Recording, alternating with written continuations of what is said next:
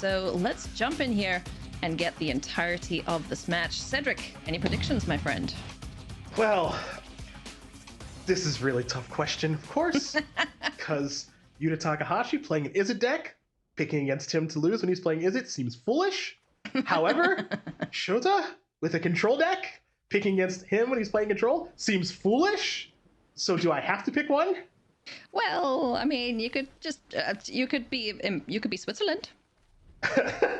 Just remain neutral. It's totally fine. I'm gonna remain neutral and just buckle up for a really good ride. These players are so good at playing this type of strategy. The deck list are pretty similar. They're pretty similar. So there's going to be a lot of jockeying and back and forthing. The differences are so minor, and you know they're both so experienced at playing this kind of archetype. So I'm curious to see how they're going to pick their spots on when to go for epiphanies and iterations, and when to try to play creatures and all this other stuff. Right? It's going to be, I think, pretty compelling. What do you think is the key for the mirror match for other people going into the ranked ladder playing against another Epiphany deck? Well, you're gonna hate my answer, but it's the right one. Hit your land drops. Yep. That's step one in any control mirror. Fortunately, Shota didn't do that for number 4, so a little bit of an advantage to Yuta, who does have a couple extra lands there and will be able to start doing his shenanigans a little sooner. Foretell, huh? I wonder what it could be. I wonder. Could be anything. Really could. To be fair, there is a sword coming in the deck for Yuta, so it's not always a guarantee that it's Auron's Epiphany, but you could pretty much bet that it is most of the time. Pretty nice windows open here to resolve an unexpected windfall if you want to. It's a lot to like there. It's a new card. That's more cards, get rid of some garbage, or just a card with flashback and galvanic iteration if you want to. So Yuta, because of hitting the land drops thus far, dare I say, advantage. Dare I say? Yes. As you say it, it has summoned advantage. Yuta Takahashi right now. There's line number 4 for Shota Yasooka. So he's got a bit of catch up to play here, and Yuta is just building his way up to that 6 mana. Wants to fire off that Auron's Epiphany when the coast is clear. There's land number 5 for Shota, who's just going to be happy to pass a turn back here and wait for Yuta to budge. Catching up on lands a little bit right now is Shota. Yuta has the option here to go Galvanic Iteration into Unexpected Windfall or Behold the Multiverse. I mean, may as well, right? It's the end step. This is where every control mage loves to play stuff. That's right. Ooh, hello. Goldspan Dragon. Yeah, curious to see how that's going to get used in this particular game. It's the kind of card that can get killed pretty easily, hit by a divide by 0, that sort of thing. So do you really want to tap all that mana on your own turn? Unsurprisingly, the answer is no. Heck no, especially with that foretold card there. Could be a Demon Bolt, and we know it is. Alright. End step once again. Where does Yuta go this time? This might be an iteration plus windfall turn on the end step.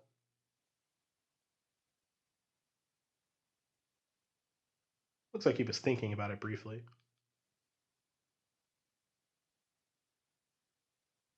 Shota's hand is so bad. Has to discard something, unfortunately. There's just no two ways around it. It's just a really bad hand for the matchup. Obviously, things can get better after sideboard, but he's got so much reactive permission against creatures. And again, this is why Izzet Epiphany, it's a really powerful strategy. Would never argue otherwise. But in order to prepare yourself for this kind of tournament, you have to basically hedge against a bunch of stuff. Yep. If you knew that Izzet Epiphany was going to be the most played deck and the best thing going on, you probably and there's like nothing else going on, you don't play Burn Down the House. You know, you don't play some of these other you don't play Demon Bolt, stuff like that. But because there are aggressive strategies and very aggressive strategies, and they look different, you have to start some of these cards. So we've seen a couple turns here just fly by, where both players have not done anything. So Yuta is going to fire up this Galvanic Iteration, as well as, what's he eyeing out here? Unexpected Windfall, or has he found something else he wants to cast? It's a good question. Oh, we're going double? You want seconds and thirds, sir? I like it. Let's no do arguments here. No, just gonna go for the I would say the less greedy play of just getting 4 treasures and just 4 of each. You know, it's totally fine. Gigantic mana advantage now. Yeah, and recognizing that Shota's waiting for something to happen, left up that mana to be able to counter a potential divide by 0. Oh man, Yuta is he's gonna run away with this so fast. He's got so much mana to protect everything here, and he's probably just gonna beat Shota down with a dragon. Yeah, and if this resolves, right, the treasures all sack for 2, right? So now you've actually, you might be plus mana on this exchange now. Yeah, that seems good. So Fading Hope is going to target the dragon, netting another treasure. There's Jawari Disruption ×2, a divide by 0 in hand, and a negate for Yuta Takahashi to protect this dragon. But it's going to go ahead and go back to hand. It's going to go ahead and mosey up this this advantage bar. Just pop it all the way to the top. Yeah. Just make it explode. Fireworks off the top there right now. But Yuta, being patient, is not just going to try and jam as much as he can in a single turn. No rush whatsoever. No rush whatsoever. It's fine. I'm sitting comfy at 20. You're not doing anything of consequence. I can't see your hand, but I'm pretty sure it stinks. So what's the rush? What's the rush? Here, again, ultimate test spell. All right, it's in. Okay, you want to kill it? Okay, maybe I'll fight over it. I'll take my treasure in the meantime. Okay, we can have a little battle over this if I want to. Maybe I don't want to. Oh, man. And Shota's not even in a position where he can, you know, get cute with Galvanic Iteration, Demon Bolt, just to make sure one of them hits, because he needs to prevent spells like Alrund's Epiphany coming on down. So, I don't envy his position here at all. This is why mana advantage is so crucial in control mirrors. Because you just get to do more things than your opponent. It's insane. Being able to double spell, triple spell, hell, quadruple spell if he wanted to. He could fire off Mascot Exhibition if he wants. But, don't think we'll see that right at this moment. He will need to discard, though, so probably wants to play something. Yeah, that hand is, goodness. That hand is loaded. Oh, it's so gross. Let's see, 7 mana, so, you know, you've got iteration, divide by 0, so you have actually all 3 iterations, but an Epiphany that you really can't afford to, you know, do that sort of thing right now if you're Shota, so it's a lot of trouble. It's a lot of trouble. I want to know, when this dragon eventually sits down on the battlefield and stays, what are we going to Galvanic Iteration several times? Because there's a lot of juicy targets. Mascot Exhibition, there's the Unexpected Windfalls, there's of course Alrund's Epiphany hanging out, and we're gonna do some stuff now while the dragon is on the battlefield. Oh, here we go. It's time. It's copy time. It's time. This is like what happens when you press print on your printer and stuff doesn't come out, and then all of a sudden you have 4 or 5 copies of the same darn thing. That's exactly what Yuta's doing right now. Yeah, it's no more fooling around. No more tomfoolery. No more ballyhoo. Hey. Oh, do the other one. Why not? Go on. Galvanic, the Galvanic, the Galvanic. Let's get some birds up in this joint. Oh my goodness. And let's close her down. What's this? 3 turns? That's fine. Okay. 2, 3, 4, 5. I mean, Galvanic, divide, hope. That's fun. Cry, sadness enters the stack.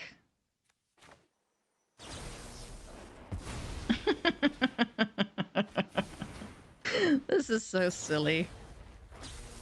Oh my goodness me. All right, so 3 divide by 0s now here for Shota. I don't think this changes anything, really. Nah, but I'm almost positive it doesn't, right? Because there's a negate and a Jawari disruption, and disruption's actually live right now. So a big stack. You don't see this all that much in standard, but still advantage heavily for Yuta Takahashi. Definitely. So here we're going to see one of the counter spells fired. Up. It's going to be Jawara Disruption that says no thank you to one of these copies. So there's another divide by 0. What a mess. I love it. Oh my gosh. So even if one of these resolves, I think he still gets 2 turns? Or 1? I'm gonna say it would be 1. I'm gonna say at least 1. Yeah. At least I'm comfortable saying at least 1. Yeah, there'll be birds in turns. Time squawk is a go.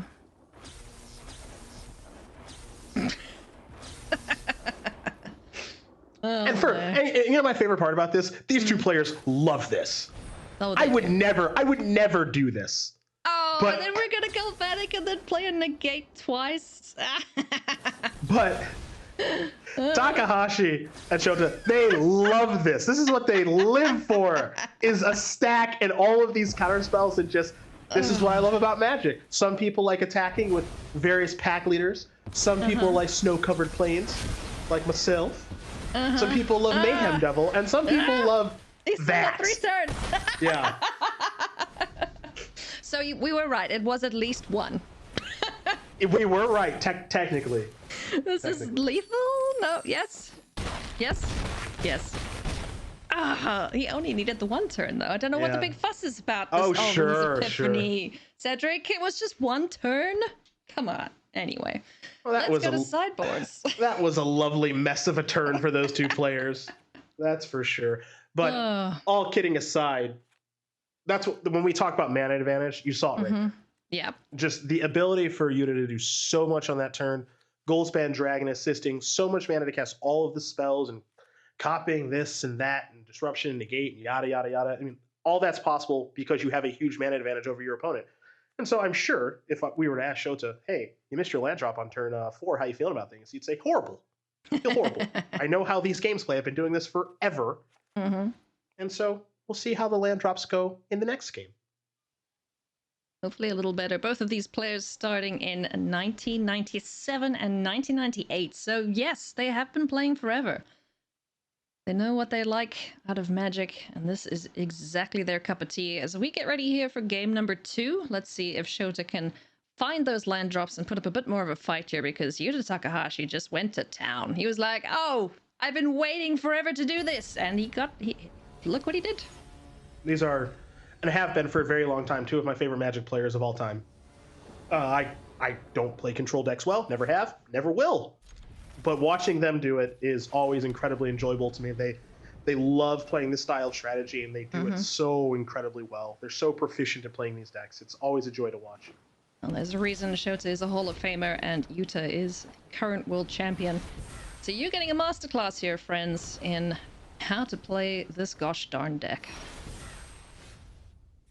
Both players getting set up for telling a card apiece. Auron's Epiphany here for Shota, and saw it coming in the foretell zone for Yuta Takahashi.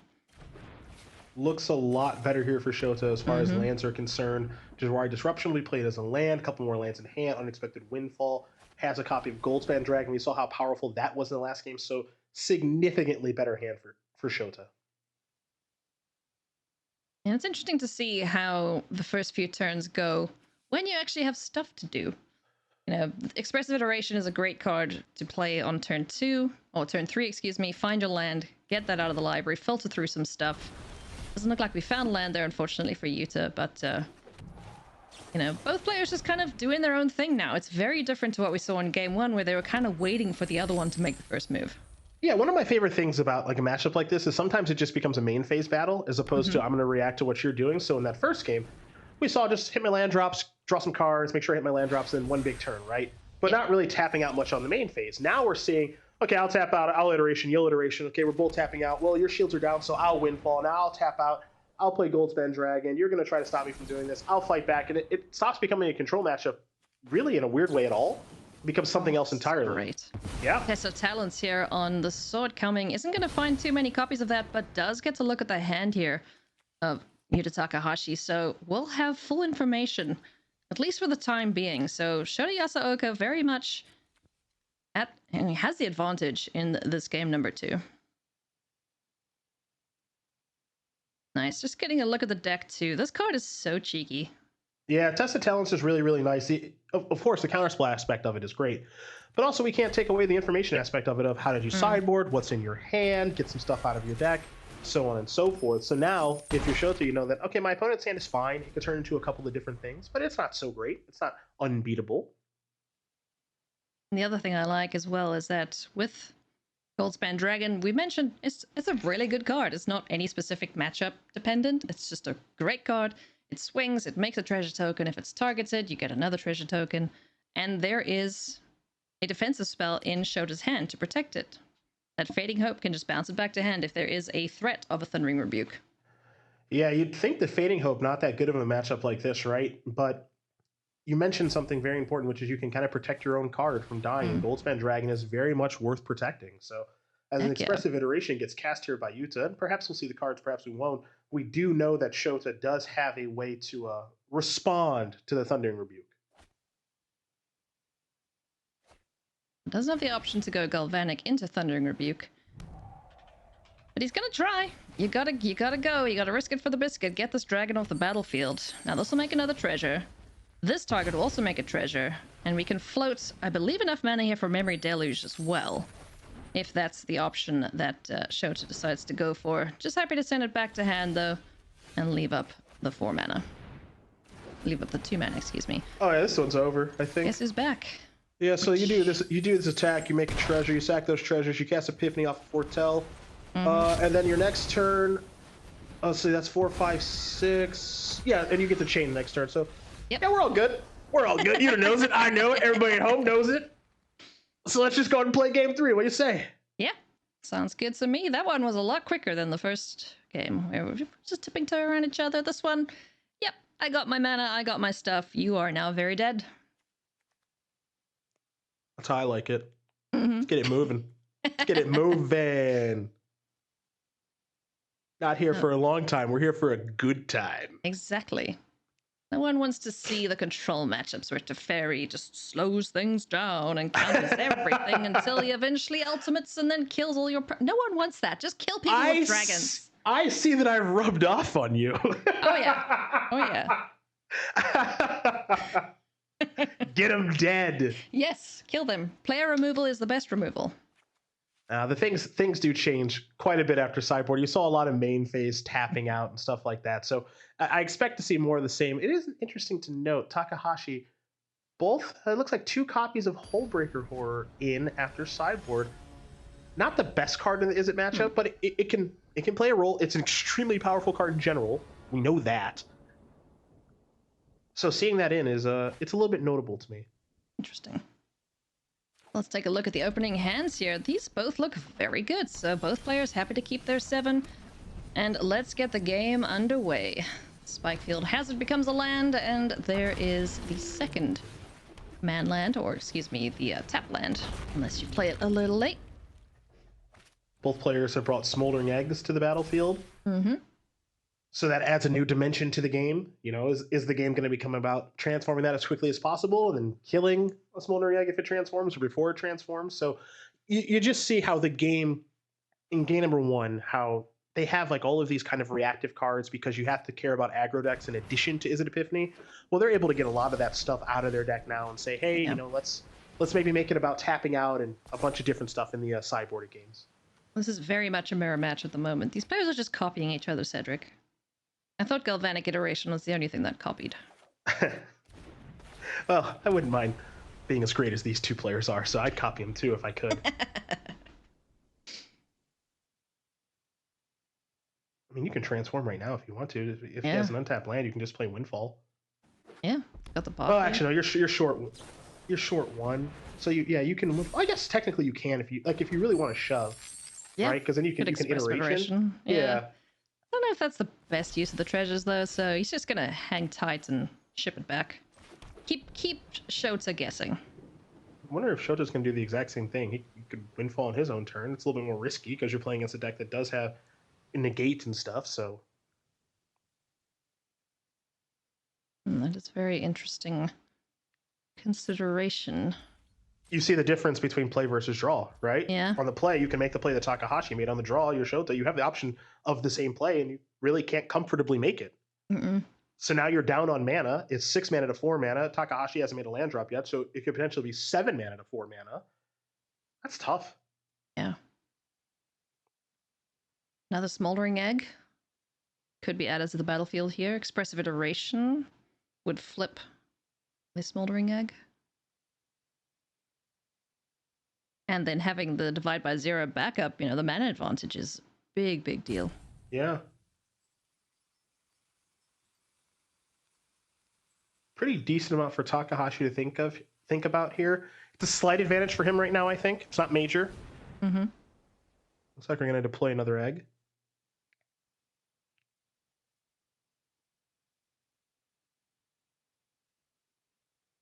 Now, on Shota's side of things, like, what is your biggest concern as you see Yuta just dropping the egg and going to the end step? Just not really having clean answers to Smoldering Egg right now. I think he kind of needs this spell to resolve. I don't really consider this Memory Deluge to be a test spell. I think he actually kind of needs it. I like that he went for the Deluge, though, and not for the Unexpected Windfall.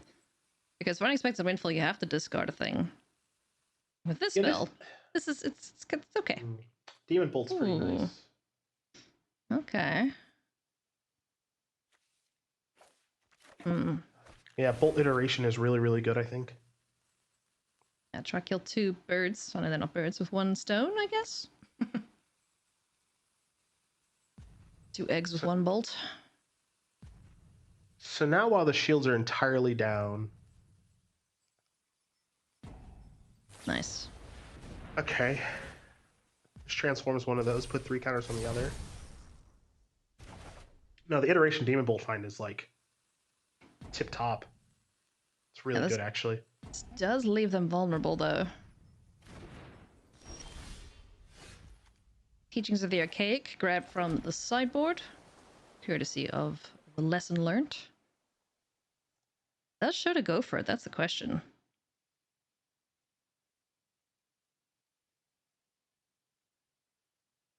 You could play egg plus just... You could play egg... Boy, there's a lot... Excuse me, I'm getting ahead of myself. I mean, there's so many things you can do this turn. My goodness. You could just play egg, foretell Demon Bolt. And that, like, if you want, you could play egg plus... you could foretell Demon Bolt to start. Maybe do it on the leave up upkeep. mana. Leave up mana for Divide by Zero. Like, there's so many things you can do this turn. Oof. All right, Divide by Zero is a very good find here for Takahashi. We'll be able to protect one of these eggs. Or excuse me, one of these creatures on the battlefield.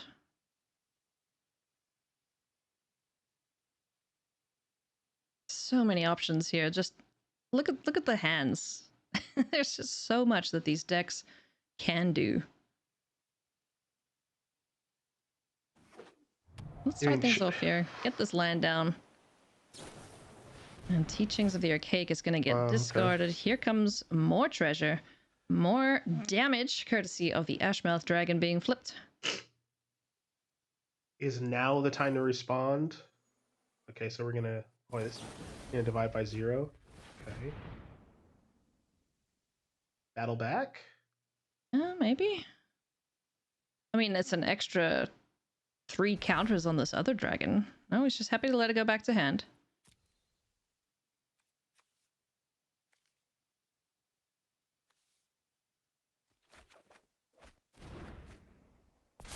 Fading Hope. Some more interaction here for Shota. But another flip dragon to deal with, so in he goes for 4 points of damage. Down to 14 goes Shota, and the second Smoldering Egg hits the board once again. Smoldering Egg is interesting because it's like a sub-game. Mm-hmm. But like, if it transforms, it's not game over. It's just, okay, now I have to like really care. Yeah. It's not hard to transform, but it's just like you're kind of playing like this mini game where it's like, okay, well, you got one now. I'm at 14. It's like kind of annoying. I have to deal with it. So I guess now it's time to try to pull the trigger, try to deal with it. Yep.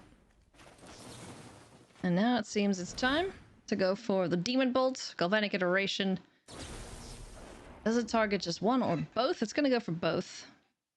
There is Divide by Zero available to protect one of these creatures. That's a really astute point that you just made. Of you can have the Demon Bolt target the same one if you want to ensure that you kill the 4/4. Because yeah, he hasn't got enough mana to. He would need exactly 2 negates because Dwar Disruption can be paid for. I mean, either way, there is the Fading Hope. So Shota is on creature control and will be able to clear this battlefield. So the one on the 0/4 is good. How about the one on the 4/4? Yep. Yeah, okay. Nice, so Yuta happy to see those go? Well, maybe not happy, but will allow it. Some of you may die, and it's a sacrifice he's willing to make.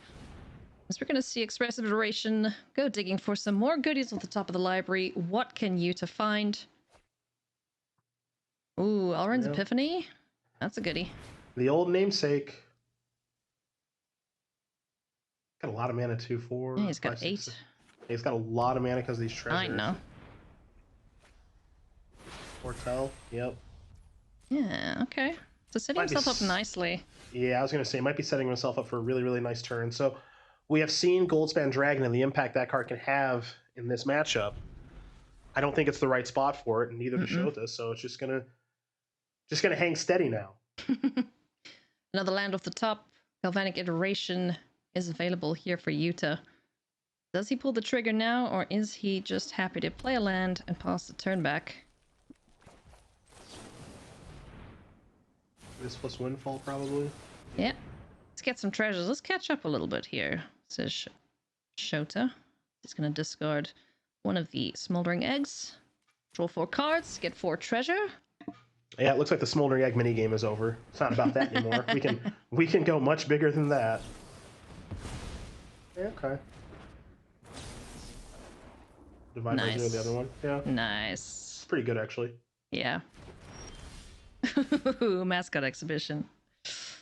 So no 4 treasures, no 4 cards. Unfortunately for Shota, Yuta Takahashi was having none of that. Still keeps another Divide by 0 in hand though to protect his Alrund's Epiphany Galvanic Iteration shenanigans for the next turn. But what does Shota do here? Gonna start things off with Expressive Iteration. Let's see if the top of the library has any answers for it. There's an Alrund's Epiphany of his own and 2 lands. Not what he wants to see. So remember what we said at the top too, in this matchup. The cards are all powerful. Both players have access to them. Both players know how to play them. It's mana advantage. Yep. So I don't want to boil it down as that's as simple as it is, because picking and choosing your spots on when to get aggressive, when to be reactive, that sort of thing, it's all very important. It's mana advantage right now, though.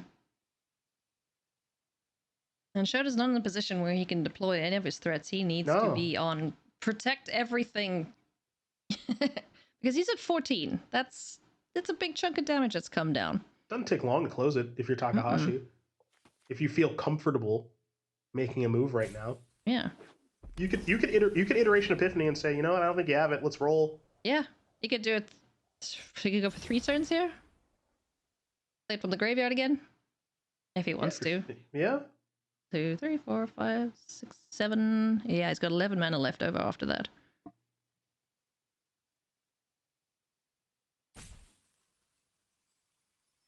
Let's see. What does the world champion go for? Is it going to be 3 turns with Alrund's? Is it just going to be 2? Or is it going to be Mascot Exhibition and just dump a bunch of dudes down? I'm going to say that one would surprise me, if I'm being honest. Remember, among those lands, there's Hallstorm Giants. Oh, yeah. That one's, tough to interact with. Just a little bit. So we got 2 additional turns now? Yep. The bird army is assembled. Unexpected Windfall is the draw here for Takahashi. Gets another turn after this one. So now this turn's probably what, Iteration Exhibition, probably? Yeah, go for it. Yeah. Go ham, have fun. Yuta Takahashi advantage very much towards him right now. He's going to be closing this out pretty darn soon. I'm no expert, Cedric, but I'm sure you'd agree with me. Yeah, I think we're all set here in just a moment, because now you untap, you can fire up the Hall if you're really feeling it, and that should just fly across the finish line and then some. Well, hang on. 3, 6, 7, 8, 9, 10. Does this change anything? Bounce both the 4-power creatures? At least try. Divide by 0 can take care of one of them. Also an extra point of damage from Spikefield Hazard over there. So 4, 5, 6, 7, 8, 9, 10, 11, 12, 13, 14. Yeah, I think he's like still just enough. A little dead. Yeah, more than enough. Yeah, this isn't gonna affect anything, unfortunately, for Shota Yasooka, as Yuta Takahashi continues his undefeated streak. Can he ever lose? Time will tell, as he remains at 4-0.